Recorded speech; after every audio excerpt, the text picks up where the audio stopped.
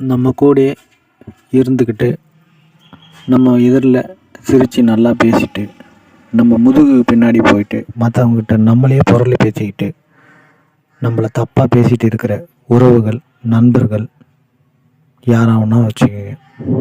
அவங்களிடமிருந்து தயவு செய்து விலகிருங்க.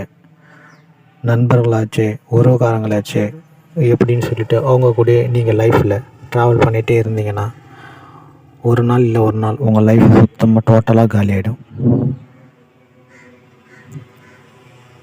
அதனால் நீங்கள் தயவு செய்து உங்கள் லைஃப்பில் நீங்கள் நல்லா இருக்கணும், நிம்மதியாக இருக்கணும், லைஃப்பில் அச்சீவ் பண்ணணும். நல்ல மனிதர்கள் அப்போ தான் உங்களை தேடியும் வருவாங்க. கெட்டது ஒன்று போனால் தான் நல்லது உள்ளே வரும்.